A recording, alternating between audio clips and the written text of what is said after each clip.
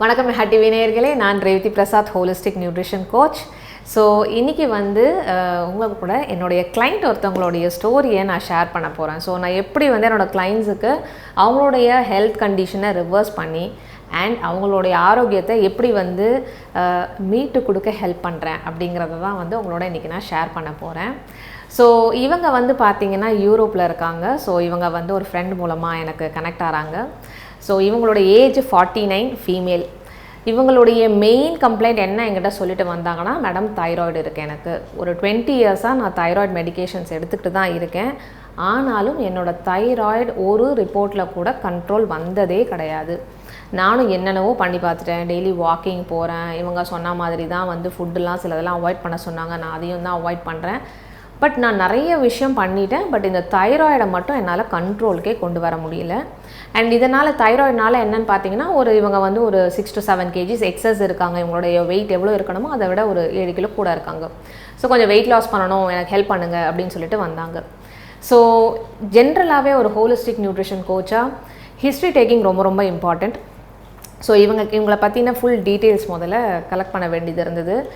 ஏன்னா ஒரு ஹோலிஸ்டிக் கோச்சாக டெஃபினட்டாக வெறும் லைஃப் ஸ்டைல் அண்ட் வெறும் உணவு முறை மட்டும் கிடையாது. ஒரு மனுஷனை நம்ம அட்ரஸ் பண்ணுறதுக்கு அவங்களுடைய இமோஷன்ஸ், அவங்களுடைய எண்ணங்கள், it plays a major role. அதுதான் உங்களை டிசைட் பண்ணுது, நீங்கள் ஆரோக்கியமாக இருக்கணுமா இல்லை அடிக்கடி ஆரோக்கிய சீர்கேடுனால அவஸ்தைப்படணுமா அப்படிங்கிறது உங்களுடைய எண்ணங்கள், உங்களுடைய உணர்வுகள் தான் மெஜாரிட்டியாக டிசைட் பண்ணுற ஒரு விஷயம். ஸோ இவங்களுக்கு திருமணமாகி 2 பெண் குழந்தைகள் இருக்காங்க. ஹஸ்பண்ட் இருக்காங்க. இவங்க ஆடிட்டராக ஒர்க் பண்ணுறாங்க அந்த ஊரில்.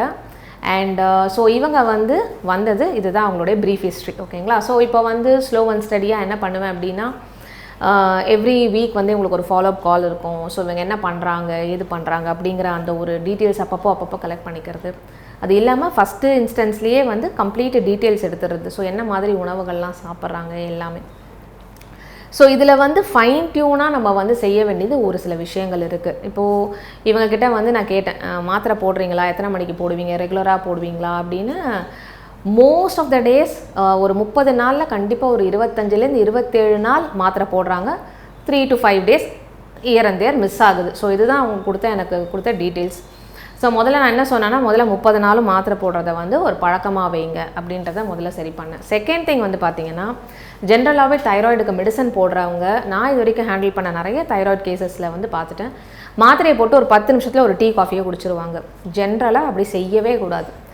இவங்க பார்த்தீங்கன்னா, இந்த ஹிஸ்ட்ரி டேக்கிங் போது நான் கேட்டேன், மாத்திரை எத்தனை மணிக்கு போடுவீங்க, எப்போ நீங்கள் டீ எடுத்துப்பீங்க? ஸோ அப்போ அவங்க சொன்னாங்க, ஒரு 15 minutes நான் எடுத்துருவேன். Mostly 10 to 15 minutes gap.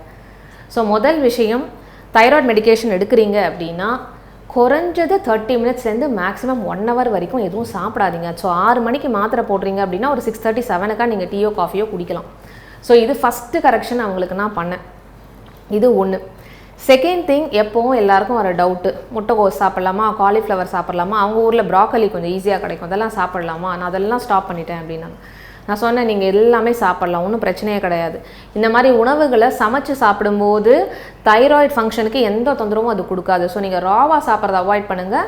நீங்கள் சமைச்சு தாராளமாக எடுத்துக்கலாம், ஒன்றும் பிரச்சனை இல்லை. வாரத்துக்கு 1 நாள் 2 நாள் இந்த மாதிரி உணவு வகைகள் நீங்கள் சேர்த்துக்க முடியும் அப்படின்னு சொன்னேன். ஸோ அதை அவங்க ஸ்டார்ட் பண்ணாங்க.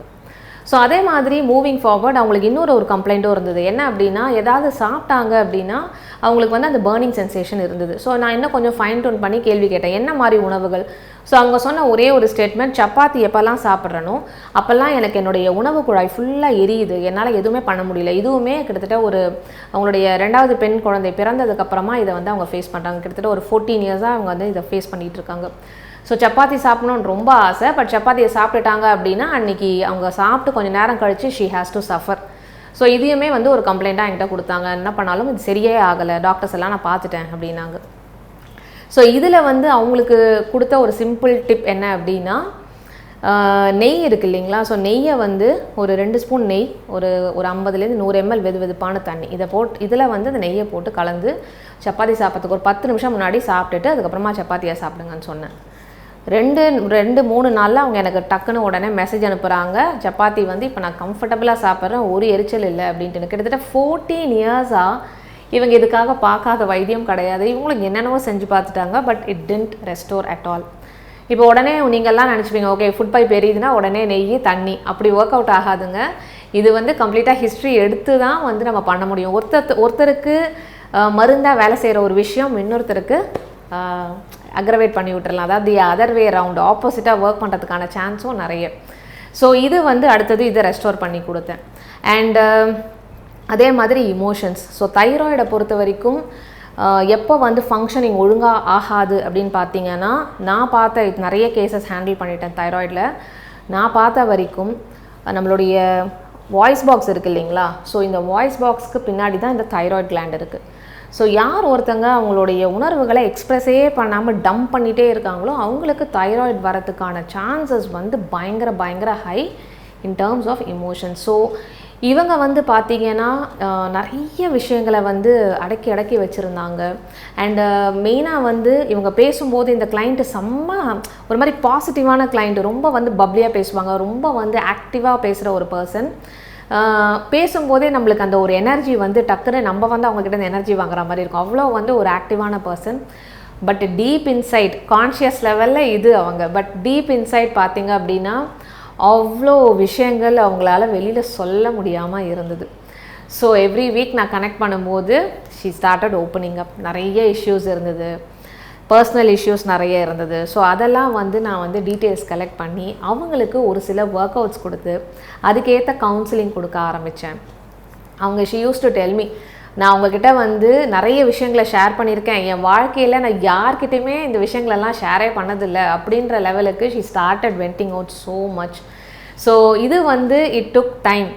அண்ட் அவங்களுக்கு வந்து நிறைய எக்ஸசைஸ் கொடுத்தேன். ஸோ எக்ஸசைஸ் அப்படின்னா ஃபிசிக்கலாக மட்டும் இல்லாமல் மென்டல் எக்ஸசைஸ். ஸோ மென்டல் எக்ஸசைஸ்னால் நிறைய வந்து எழுத சொல்லுவேன், நிறைய அஃபர்மேஷன்ஸ் கொடுப்பேன், நிறைய வந்து பாசிட்டிவிட்டிக்காக கவுன்சிலிங் கொடுக்க வேண்டியது இருந்தது.